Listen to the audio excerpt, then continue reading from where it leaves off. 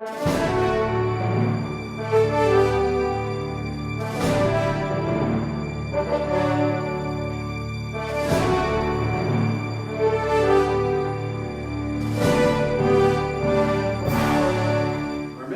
tonight is Bob Evenden.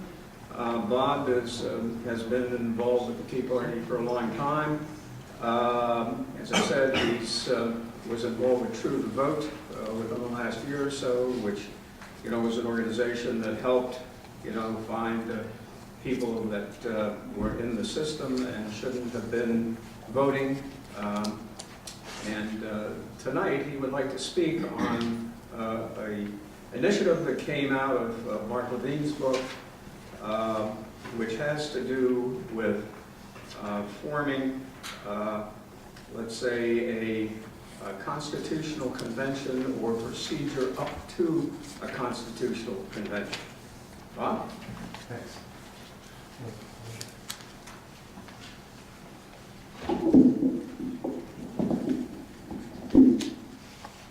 You told me you had to do that, I'm not sure why. Thank you for coming out tonight. I hope you left your fireplaces burning and the logs, and I loaded as much as I could in mine. But last time I was here, it was storming and cloudy. It must be me. I don't know what the deal is. Let me start a few things here.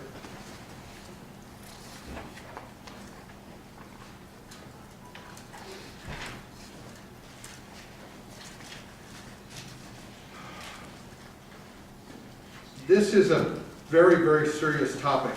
I wish it weren't. We're going to have a State of the Union, or some on the radio have been calling it State of the Coup. I'm not sure why. Tomorrow night, and the timing just worked out perfectly. Greer mentioned I was part of True the Vote. I was actually the state leader. I was one of the very first members of True the Vote, which was based in Houston, Texas. And it was a national organization. Some of you may have heard about it because one of the most abused citizens in the country was our leader, Catherine Engelbrecht, who was targeted by the IRS and is being represented by Cleta Mitchell. Cleta is now representing well over 20 organizations. But while Catherine was our leader, she was accosted by the DEA, the ATF, the IRS, and several other acronyms I can't remember. So I was involved for 3 years with that, and I spoke in front of every single Tea Party and 9/11 group east of Altoona. And I can tell you that people that come to these meetings are very special. You folks are very special. You care a great deal about the country. But I can also tell you there's two types of people that are sitting out there, and I don't know who those are. I don't know which one or which kind you are. But there's the doers and the viewers. And the doers are the ones I'm speaking to tonight. The viewers, you're welcome to listen. But the doers are the ones I'm really going after, because what's happening to us is really a travesty. And what I want to talk about tonight is a little bit of the history. Many of you may have read Mark's book already. It's called The Liberty Amendments. I've been through it 2 or 3 times. One of the hotter books. You may have seen it on the shelf. Some of you, anybody read it? Anybody? Okay, good. I will review the amendments toward the end of my talk tonight. I'm going to talk about 45 minutes and then open it up for questions. But I'm more interested in the people, particularly on our side, who say that this isn't necessary. What we're doing is not the right deal. I've gotten several responses from Pennsylvania state legislators who have said, oh, this isn't what we need to be doing. In fact, this is counterproductive. Well, I intend to show tonight that not only is this not counterproductive, in my opinion, doing my research, I think that it's probably the only thing that will be comprehensive and that will be lasting, and that was unanimous by the founders when they voted on the Constitution. And I hope by the end of this evening, you will take the list of legislators that I have back there by the time I'm done, and you will take my facts page, which I'm handing out, and you'll get on the phone and get on the internet, and you will begin to call our legislators, encouraging them to take part in this. And Greer, I apologize for correcting you, but this is a most common mistake. This is not a constitutional convention. There's nothing in the Constitution that authorizes a constitutional convention. And I'll read it later on in my talk, but it's called a convention of states. And the convention at the time of the founders really meant assembly. Nothing special about it. There were a lot of them in the 1700s and 1800s. They didn't have the internet, they didn't have TV, they didn't have phones and so on. So there were a lot of assemblies that took place. One of the more famous ones took place here in Pennsylvania, in Lancaster, actually. So tonight I'm going to talk a little bit about the history. I'm going to read several quotes from our very first bona fide progressive president, Woodrow Wilson. And I'm going to read from one of his works that I have not seen anybody quote, that I found, his dissertation that he wrote in 1885 for his Johns Hopkins PhD. And I think this will blow your mind. It blew mine when I found it. It's 126 pages. I read the whole thing. I'm not going to read the whole thing tonight. But there's enough in there that will make those people who refuse to believe that we are in big trouble realize that this has been going on for a long time in its battle against our system, and more specifically against our Constitution. So that's what my hope is tonight. Also have some quotes and some audio spots for you. I'm not an attorney, and I'm not a political figure. I never could be. I could never run for office. I would never make it.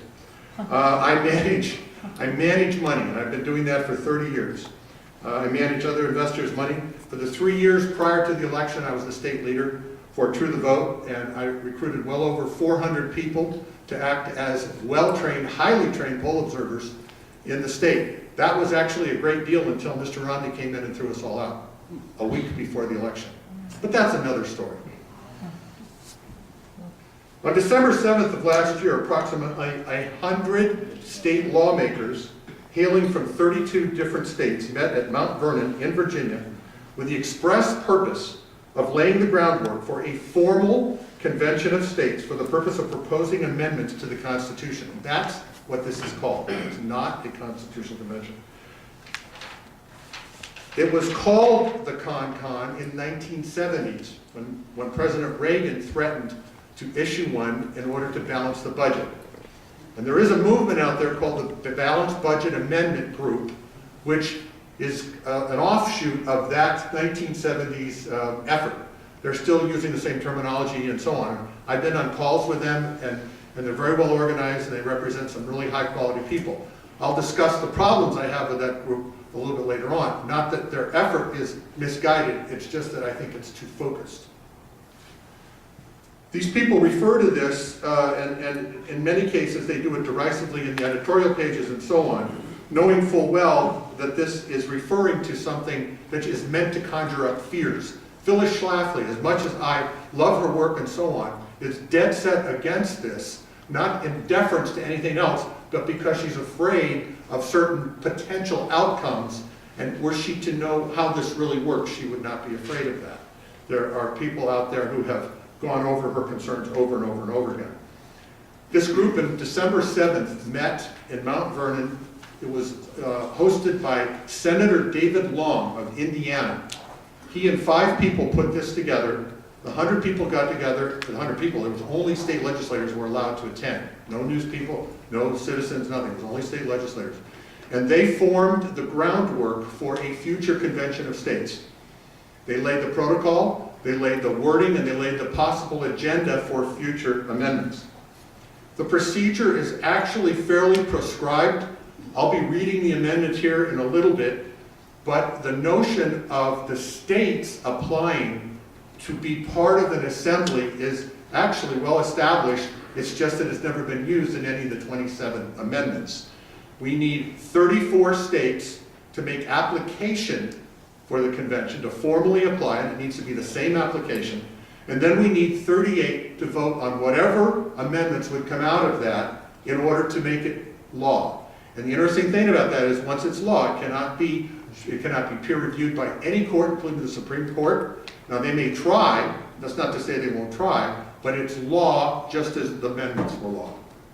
7 states have already formally applied for this. This is a head of steam that's building fairly quickly. Those 7 states are Virginia, South Carolina, Florida, Georgia, Alabama, New Mexico, and Arizona. And 20 more are in the pipeline. So if you do the math real quick, that means we have 27, and we need 7 more to formally apply for an assembly that would constitute a convention of states. Now sadly, Pennsylvania is not in that list, nor are they part of the 20 who are in the pipeline to be part of this. So my goal tonight, and I've been on the phone with Mario and with several others, but my goal tonight is for all of us to be in touch with our legislators. All we have to do is to encourage them to be part of this.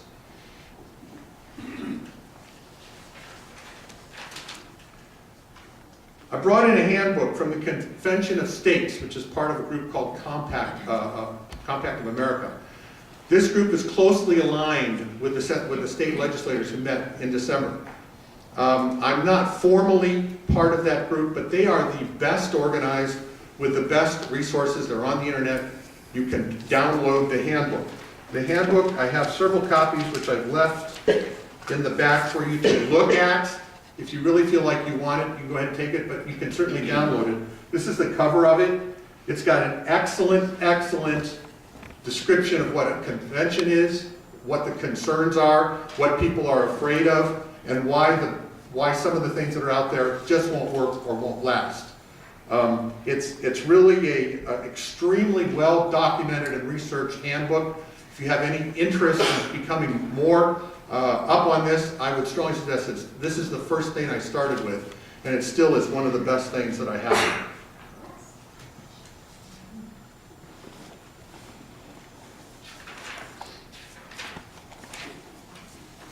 I don't have a whole lot of time tonight to cover something so comprehensive. People have been talking about this for weeks and weeks and weeks. So what I'm going to do is I'm going to try to cover 3 topics. First one is, how did we get here? I think the history is important. I'm always a big person in terms of context. Why are we here, and why are we even talking about Article 5 Convention of States? How did it get to this point? And why do we need to do this, number 2? And 3, what is it that we have to insist on to reestablish the Constitution as our formal document upon which to base our decisions? Why is that even a question? Well, I think you'll be very interested that this battle against our Constitution goes way back to the 1840s and the 1860s. The way I document it during my history is I date it back to the 1840s with the publication of the Communist Manifesto by Karl Engels. Now, everybody sort of, it's like touching the third rail when you talk about something in communism, and yet they're very active, they're on the website, and they mean business. Ever since the McCarthy hearings, that whole element of our society was demeaned, whereas McCarthy's whole premise was validated when the Venona papers came out and documented everything he said in terms of what was going on and how they were trying to infiltrate our country. They haven't given up. They haven't gone away at all. And what I have here is, in the fact page back there, is I have the list of the 10 points. Now, some of you may be familiar with these, but I'll tell you what, it blew my mind reading those. I read them for my wife a couple of mornings ago at breakfast, and she didn't cry, but she was pretty upset because she recognized how close we are to what it is they're trying to have happen on a worldwide basis. Now, I'm going to read these for you, and I'm going to see how many of them you can relate to in terms of what's going on, and especially for what's going to happen tomorrow night on the House floor. Number 1, limitation of private property through progressive taxation, heavy inheritance taxes, abolition of inheritance through collateral lines, forced loans. Number 2, gradual expropriation of landowners, industrialists, railroad magnates, and ship owners, partly through competition by state industry, partly directly through compensation in the form of bonds. Number 3, confiscation of the possessions of all immigrants and rebels against the majority of the people. Number 4, organization of labor employment of the proletariat on publicly owned land in factories, workshops, with competition among workers being abolished with the factory owners, insofar as they still exist, being obliged to pay the same high wages as those paid by the state.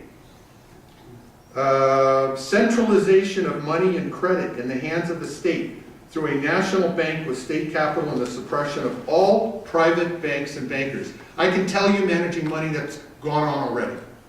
And the smaller banks and smaller credit unions are fighting for their life right now because of what's happened in Dodd-Frank and what's happened in other types of legislation.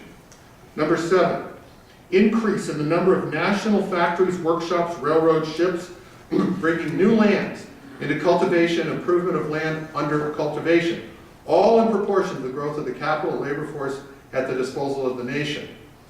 Well, they've done a great job of taking over a lot of property and taking over control over a lot of property.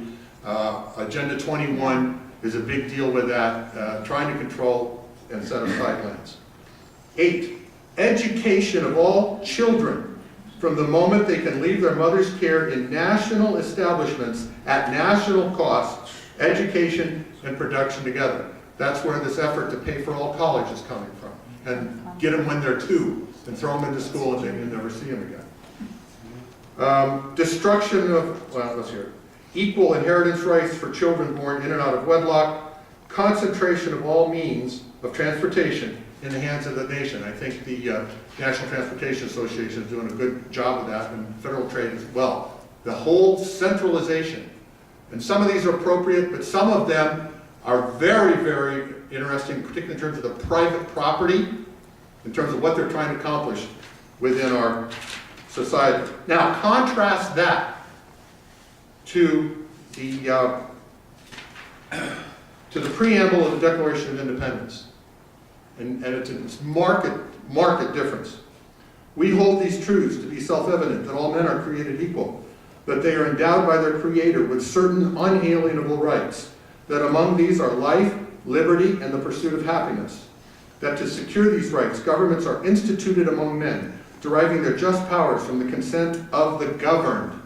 That's really jumping out at me here in recent months. That whenever any form of government becomes destructive of these ends, it is the right of the people to alter or to abolish it, and to institute new government, laying its foundation on such principles and organizing its powers in such form as to them shall seem most likely to affect their safety and happiness. Prudence, indeed, will dictate the governments long established should not be changed for light or transient causes, and accordingly all experience hath shown that mankind are more disposed to suffer while evils are sufferable than to right themselves by abolishing the forms to which they are accustomed. But when a long train of abuses and usurpations, pursuing invariably the same object, evinces a design to reduce them under absolute despotism, it is their right, it is their duty to throw off such government and to provide new guards for their future security.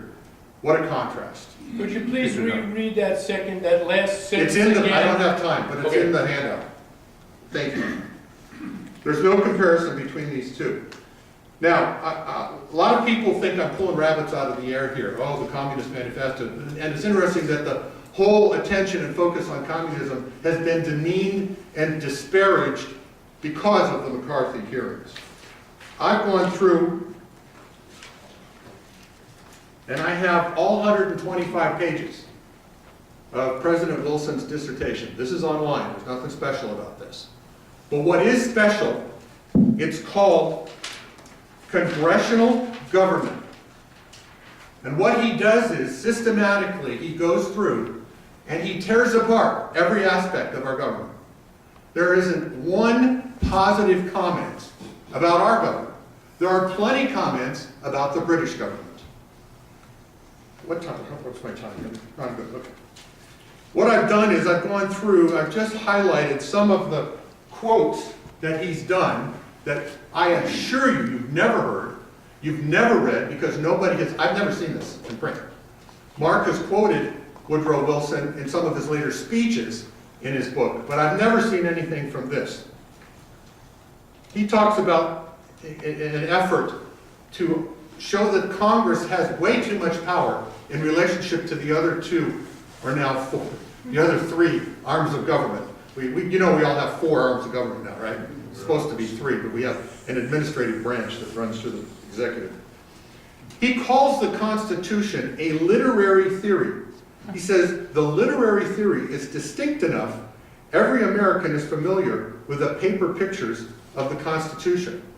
This is an attempt to call it something academic, but is not practical. That's the context of that comment.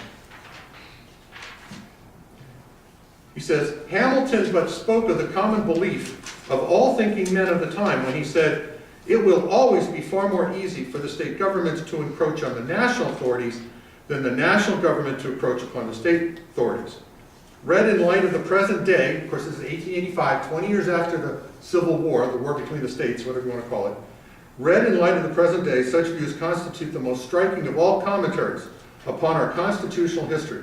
Manifestly, the powers reserved to the states were expected to serve as a very real and potent check upon the federal government, and yet we can see plainly enough now that this balance of state against national authorities has proved, of all constitutional checks, the least effectual.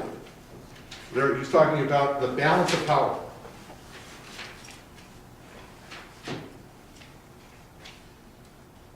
He says, given out at length with the sanction of the federal Supreme Court and containing as it did, in its manifest character as a doctrine of legislative prerogative, a very vigorous principle of constitutional growth, it quickly constituted Congress the dominant, nay, irresistible power of the federal system, relegating some of the chief balances of the Constitution to an insignificant role in the, quote, literary theory of our institution.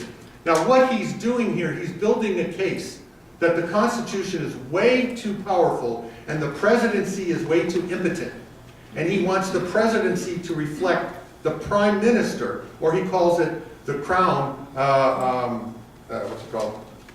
The ministry of the crown that was going on at that time in England. Well, as you know, the prime minister is elected by whom?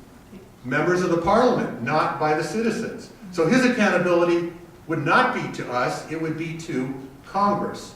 Well, guess what's going on right now? I'm going to play you 60 seconds, and I want you to listen really carefully to this.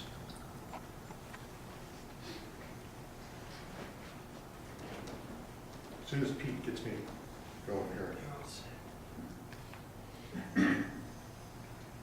I don't know how loud this is going to be. We've been able to take some actions on our own. I've said that I'll take action wherever I can. So my administration has been doing what we can without the help in Congress for more than 3 years now. When Congress refuses to act, then I have an obligation as president to do what I can without them. A few weeks ago, I took action on my own. But where I can, I'm just going to go ahead and take action on my own. So my administration has done what we can on our own. Some will require Congress. Some I will pursue on my own. I'm also acting on my own. We are not just going to be waiting for legislation. I've got a pen and I've got a phone. And I can use that pen to sign executive orders and take executive actions and administrative actions that move the ball forward. We can't wait for Congress to solve it. Where I can act on my own without Congress, I'm going to do so. But I'm also going to act on my own if Congress is deadlocked. I've got a pen to take executive actions where Congress won't, and I've got a telephone to rally folks around the country. Anybody bothered by that? Yes. I almost fell out of my chair when I started reading this, and these quotes were mostly within the last month, because this comes from the effort to make us look like England with a prime minister who actually had, as he calls it, executive power. That's where he's going right now. And he's doing that with the acquiescence of senators who buy into this mentality that our Constitution is dated and it's nothing but a literary theory. And I think one of the key players in that, of course, is Senator Reid, who, by the way, hasn't come up with a budget in how many years? 5. Anyway, that's another topic. Now, this whole concept was instigated 40 years earlier with Engels' work, the Communist Manifesto. We had the Civil War and the vulnerability that our country was at in the 20 years following was what Wilson was playing on. He was going after that sense of chaos, that sense of confusion, and saying, well, look, England is wonderful. And I won't go through and read any more. I think you get the sense of it. There's plenty there. He tears apart the House. He tears about the Senate. In fact, I'm going to read what he says about the Senate. The Senate is very indignant. It says, in order to understand and appreciate the Senate, therefore, one must know the conditions of public life in this country. What are those conditions? Well, in the first place, they are not what they were in the early years of the federal government, all of 100 years earlier. They are not what they were even 20 years ago. That would have been the Civil War. For in this, as in other things, the war between the states ends one distinct period and opens another.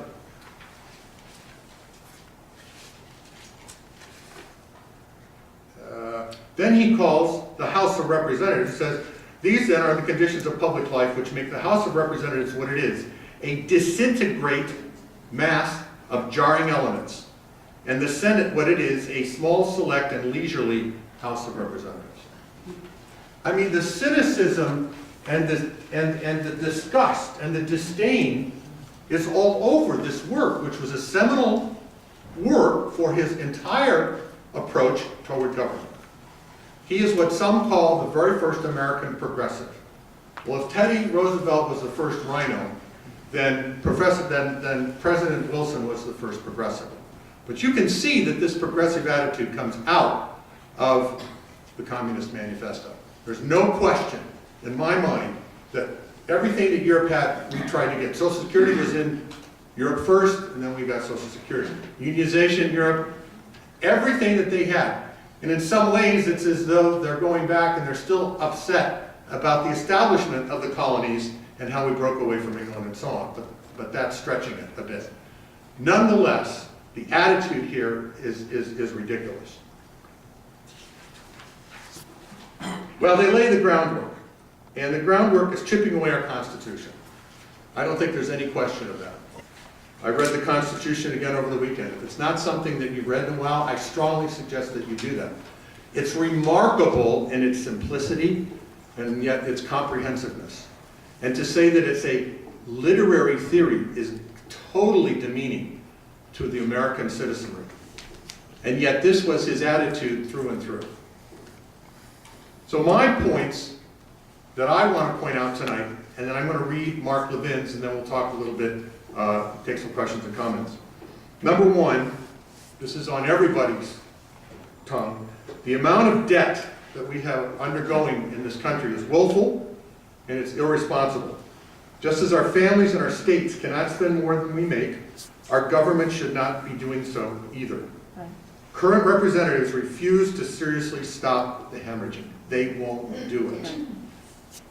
And I've been on the phone on many occasions with our representatives, and it's embarrassing. I won't go into detail, but it's embarrassing, the response and the way they're acting. And unfortunately, we throw in every single time, whether it's the continuing resolution or whether it's the debt increase, whatever it is, we are continually throwing in with them.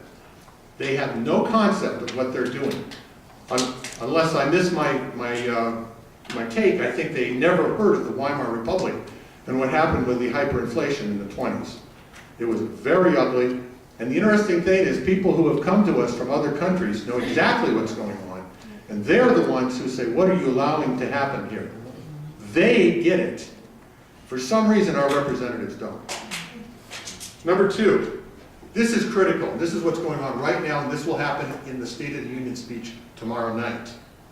The balance of power between the three branches of government is being purposely removed and obfuscated, to use a $3 word. The thought process shows up in Wilson's work, but currently our president is not interested in what Congress's role is in our country. And then I play that piece for you to show what his attitude is right now. Number three, no country in history of the world or in modern day world politics would allow open borders that we currently have operating right now. Can't happen and have an ongoing society and civil organization. We cannot continue to withstand the constant illegal immigration to our country indefinitely. We have redefined terms and eliminated consequences in this respect. I say we collectively, not the Constitution, but our governing powers have done the redefinition. Arizona, for example, has attempted to use federal language in their legislation, and yet the Supreme Court shot down part and portions of that very law, even though it was a complete repetition and redundancy of federal language. That can't continue to go on. There's other issues And I think there's, as I go through the items that Mark Levin has proposed, I think you will find that affinity.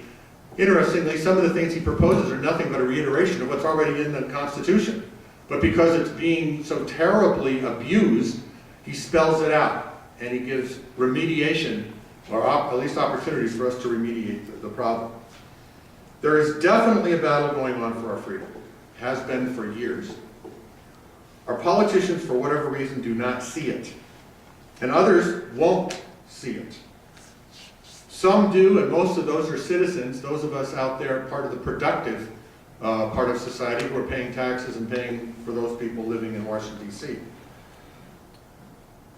It's our job to convince our representatives to join the effort, that which is taking place in Mount Vernon, joining the effort for a convention of states to take back the state's power. Yes. I never really understood what the 17th Amendment was all about. I clearly understand it now. What does a senator do? Who is a senator accountable to? Anybody ever called Casey's or Timmy's office? I mean, they're part of a good old boys group in D.C. They really don't care about who you are. Obviously, I'm a conservative. I've called both offices. I get far more response from the representatives. Now, the senators initially were not supposed to be responsive to the citizens. They were responsive to whom? The legislatures who were supposed to appoint them, and did so right up until 1916. They were doing that when Wilson wrote this piece. They represented the states, and there was a direct line from the Senate to the states' rights, to the states' interest, if you will. That doesn't exist now. It hasn't existed for 100 years. That's one overtone of what we're trying to do at the foundational level, is to reinstate and to reestablish that direct line from D.C. to the states. Is it going to happen? I don't know. I don't know if any of this is going to happen, but I know if it doesn't, it's not going to be good. Now what I'd like to do, I'd like to read Article 5. And again, I have this on paperwork in the back. I have no idea how many people are going to be here. I only put out 20 copies, so, but all of this is on the web. I mean, there's nothing proprietary about what I'm doing here. Article 5. The Congress, whenever 2/3 of both houses shall deem it necessary, shall propose amendments to this Constitution, or, on the application of the legislatures, 2/3 of the several states shall call a convention for proposing amendments, which is what we're talking about, which in either case shall be valid to all intents and purposes as part of this Constitution when ratified by the legislatures of 3/4 of the several states, or by conventions in 3/4 thereof, as the one or the other mode of ratification may be proposed by Congress, provided that no amendment which may be prior to the year 1808 shall in any manner affect the first and fourth clauses in the 9th section of the first article. There was something specifically they were protecting until 1808. That's what that wording is there about. And that no state without its consent shall be deprived of its equal suffrage in the Senate. So there's that state's representation in the Senate again. So the focus is very simple, it's very laid out, and it conformed to the normal assemblies which took place at length, and for quite a while, for well over 100 years at that point in time. Those protocols and those agendas are all still part of history. We have access to them, and there's actually a very lengthy discussion of that in the back of the handbook that I'm leaving back there. There's nothing special about that. Now, what are people, at least who are concerned about this, who are interested in holding an Article 5, worried about? Well, first of all, they're worried about what they call a runaway convention or runaway assembly. Well, the possibility of that is remote. Why do I say that? Because no matter what comes out of that assembly, all 38 states have to approve it. So if there's something there that is inappropriate, I guarantee you it's not going to pass muster. It's just not going to happen. You can send as many delegates as you want. You can pay for them. They can pay for themselves. Every state can choose how they want to do it, but every state only gets one vote. So this is a proscribed format. The possibility of it breaking down once it gets going is virtually impossible. That's why they're already moving on this. The people who met on December 7th, I called around our own legislature, couldn't find anybody who knew about it, couldn't find anybody who was going, couldn't get anybody to go. I'm hoping that we will have one person from the Senate, one person from the House at the June meeting. There was going to be another meeting in June, and they're actually going to work on setting the agenda, and then they're going to have one in December again, which hopefully they can come up with a list of amendments. This is a bipartisan effort. There is no attempt to try to screen Democrat or Republican. Those people who are concerned about the 3 items that I mentioned, plus anything else that may come up, are being invited to attend. The state leader of Convention of States passed on a story about a Democratic legislator over near Pittsburgh who initially was against this and was overwhelmed with phone calls and turned around and decided that she would support it. So the phone call on this is extremely important. We don't have to spend money. We don't have to do any of that. All we have to do is get on the phone and say, please take part in the Convention of States. And we're not voting for a candidate. There's nothing of concern about that. There is no concern about a proprietary agenda that anybody's trying to accomplish something separately. This is all out there, and it's all in the Constitution in terms of what we're trying to do. Now, this concept of an assembly. This is interesting. It says the Congress, whenever 2/3 of the House shall deem it. Congress, another word for Congress, is a convention. And so the Congress is a standing convention. So when they appoint a special convention, it's nothing more than a corollary or running parallel to the standing convention, which is Congress. See how that works? Has the same standing, has the same authority, has the same right, according to the Constitution, to make decisions and to propose amendments. So you don't have a permanent assembly when you call this, you have a specially called assembly, or convention in this case. And as such, it has the same authority. It says it shall be valid to all intents and purposes as part of the Constitution. And as such, the Supreme Court has no standing to find in favor or against it. Now, that's not to say that they won't try to go that route. But according to this, that's it, and there is no standing that any court should have in it.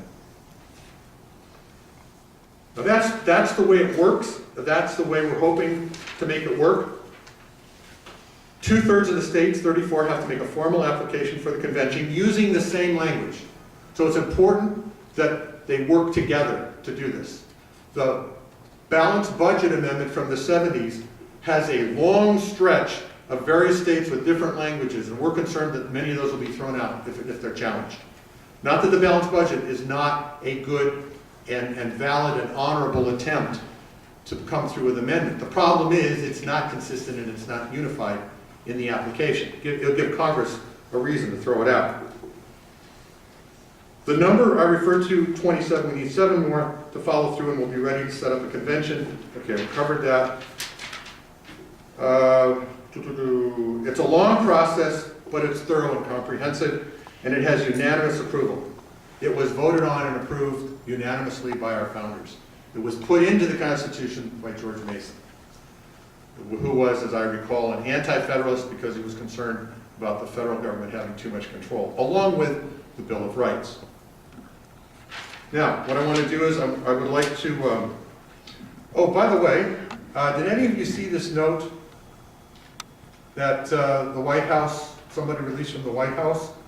It's internal White House memo time for an imperial presidency.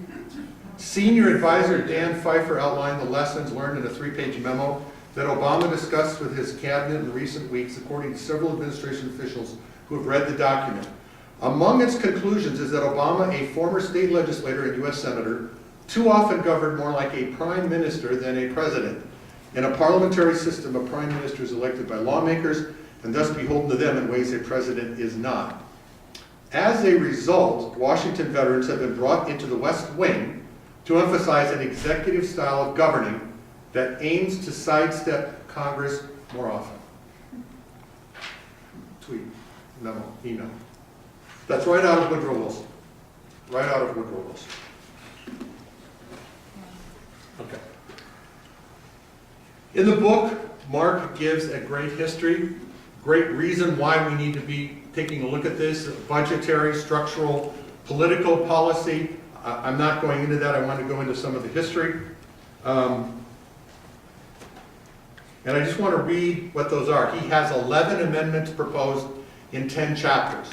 And several of these are an attempt to reestablish the Constitution, as I mentioned earlier on. But some of them are new, and some of them are brilliant in my mind. The first one says an amendment to establish term limits for members of Congress. Yes. Section 1, 2 sections. No applauding, okay? No person may serve more than 12 years as a member of Congress, whether such service is exclusively in the Senate or House or combined in both houses. Upon ratification of this article, Section 2, any incumbent member of Congress whose term exceeds the 12-year limit shall complete the current term but be ineligible for further service thereafter. Second amendment, amendment to restore the Senate. This would be a revision of the 17th Amendment. Section 1, the 17th Amendment is hereby repealed. All senators shall be chosen by their state legislators as prescribed by Article 1. And then it goes on to give some technicalities. Third, an amendment to establish term limits for Supreme Court justices and supermajority legislative override. Section 1, no person may serve as Chief Justice or Associate Justice of the Supreme Court for more than a combined total of what? 12 years. Immediately upon ratification of this amendment, Congress will organize the justices, and he goes through and he basically gives how many years they will serve. Section 4, upon 3/5 vote of the House of Representatives and the Senate, Congress may override a majority opinion rendered by the Supreme Court. Section 6, upon 3/5 vote of the several state legislators, the states may override a majority opinion rendered by the Supreme Court. Section 8, congressional or state override authority under sections 4 and 6 must be exercised no later than 24 months from the date of the Supreme Court rendering its majority opinion, after which date Congress and states are prohibited from exercising the override. So it gives us, in the case of what happened with Obamacare, it would give us an opportunity to basically override it. It was passed in the dark of the night with, well, anyway. Now, 2 amendments to limit federal spending and taxing. What's the biggest problem with the balanced budget amendment? Fine, you balance the budget by increasing taxes. No way. No way. So these are 2 amendments, one having to do with spending, one having to do with taxes. Section 1 of the First Amendment. Congress shall adopt the preliminary fiscal year budget no later than the first Monday in May for the following fiscal year and submit said budget to the President for consideration. Shall Congress fail to adopt a final fiscal year budget prior to the start of each fiscal year, this is Section 2, which shall commence on October 1 of each year, and shall the President fail to sign said budget into law, an automatic across-the-board 5% reduction in expenditures from the prior year's fiscal budget shall be imposed for the fiscal year in which a budget has not been adopted. Boy, that'd get the fire. Should be a reduction in their pay. Yeah, Their yeah, pocketbook. too. Section 4. Total outlays of federal government for each fiscal year shall not exceed 17.5% of the nation's gross domestic product for the previous calendar year. Now, I can't emphasize this enough as a money manager. Because if I were involved with corporations that ran their businesses the way the government runs its budget, they would all be in orange jumpsuits. Yeah. Every single one of them. Total receipts shall include all receipts of the United States government, but shall not include those derived from borrowing. Total outlays shall include all the outlays of the United States government, except those for repayment of debt principal. That's defining the amount in Section 4. Section 7, the limit on the debt of the United States held by the public shall not be increased unless 3/5 of both houses of Congress shall provide for such an increase by roll call vote. None of this last minute, what do they call it, omnibus spending bill that goes through at 2 in the morning and nobody reports on it, nobody's read it, and so on. Okay, so taxing. So fine, we limit the spending, but you got to limit the taxing too. Congress shall not collect more than 15% of a person's annual income from whatever source derived. Now listen to this, I love this. Section 2. The deadline for filing federal income tax returns shall be the day before the date set for elections to the federal office. No plotting, I said. How about abolishing Section 4. Congress shall not institute a value-added tax or a national sales tax or any other tax in form. That's the next one, by the way, folks, is the VAT that's in the workings. Okay. Going on to the organization, the next amendment deals with the federal bureaucracy. Now this I love. Section 1. All federal departments and agencies shall expire if said departments and agencies are not individually reauthorized in standalone reauthorization bills every 3 years by a majority vote in the House of Representatives and the Senate. And this is great, Section 2. All executive branch regulations exceeding an economic burden of $100 million as determined jointly by the Government Accountability Office and the Congressional Budget Office shall be submitted to a permanent joint committee, and it will require prior approval for their implementation. So you suddenly, if you jump up over $100 million in your budget, you have to be reauthorized.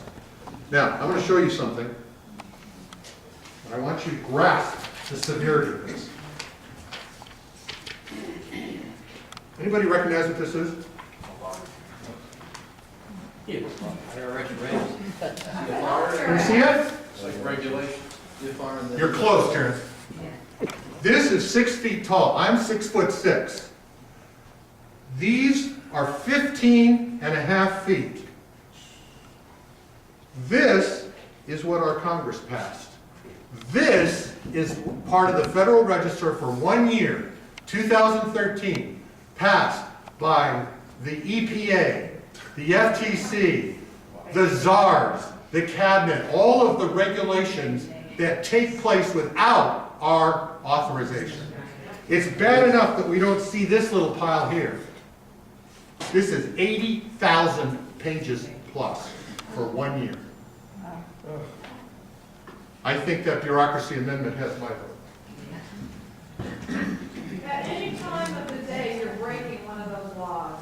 Yeah, that's the other issue. We've had 3 years of that, and there's no way to know. And there's a quote here which says, basically, de Tocqueville says, and I didn't have time to read it, he says basically, we're not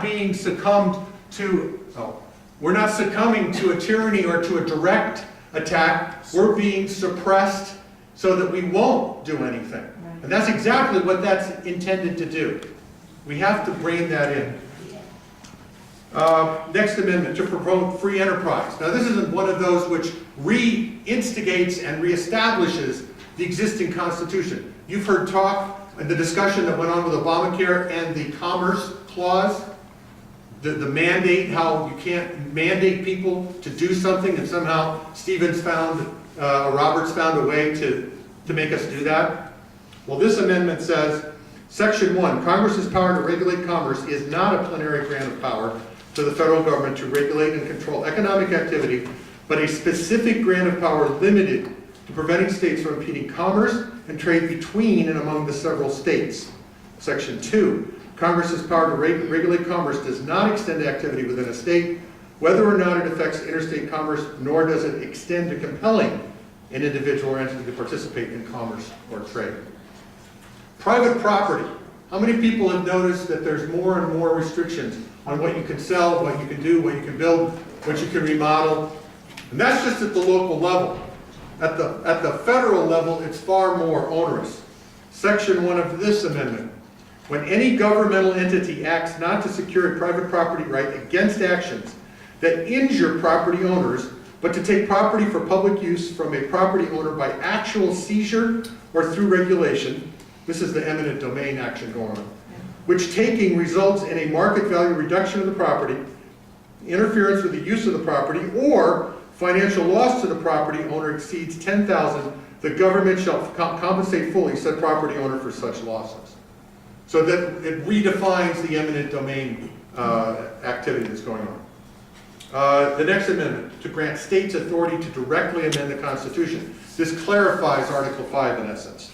It says the state legislators whenever 2/3 shall deem necessary, may adopt amendments to the Constitution. And then it goes on to clarify what we know actually to be current protocol. Next amendment. The amendment to grant states authority to check Congress. Section 1, there shall be a minimum of 30 days between the engrossing of a bill or resolution, including amendments and final passage by both houses of Congress. During the engrossment period, the bill or resolution shall be placed on the public record, and there shall be no changes to the final bill or resolution. You remember what Thomas Jefferson said about this? That a bill should be up there for a year without changes so that people can read it. Well, that was before the advent of the internet and TV and so on. But nonetheless, we don't even have congressmen who read it. The last three massive bills, the omnibus spending bill, Frank Dodd, Obamacare, none of those have been read by our legislators, with the exception of Ted Cruz and a few others to find out what was in there. So that basically would open up true transparency. And then finally, something near and dear to my heart, an amendment to protect the vote. Section 1, citizens in every state, territory, and the District of Columbia shall produce valid photographic identification documents demonstrating evidence of their citizenship issued by the state government for the state in which the voter resides as a prerequisite for voter registering to vote and voting in any primary or general election for president, vice president, and members of Congress. How many of you get the Pocono Record? Did you see the front page article? See the front page article about dead people voting is over, it's exaggerated in Pike County? Well, I can tell you I had access to the statewide voter rolls. And we were focusing on Philadelphia, Buck County, and Surrey. And I'll tell you what, it wasn't over-exaggerated. It was a mess. To the point that my captain down there was so overwhelmed, she called me, and we didn't know what to do about it. And when Romney stepped in, he refused to let any of my trained people involved, and he wiped us all out, and so all the work that we were doing was lost. No joke. And that's why he lost. Well, that's one of the several reasons. Good old boy. I had a command center all set up in Philadelphia to run for the state and to answer questions that was going on in the state, and he came in and his people said, "I'm sorry, we don't need your services." Why? He wanted his own people. He didn't trust anything the Truth Vote was doing. So it's 1:15. I promised I'd talk for about 40 minutes. I've gone a little bit over that. What I want to do now is I want to answer some questions, clarify some things. Some of you I know have not heard of this. Some of you are very much up on this. But this is a serious, serious situation our country is facing right now. I don't think that can be underestimated. And how we go about solving it is still open. But for me, this is the way I go.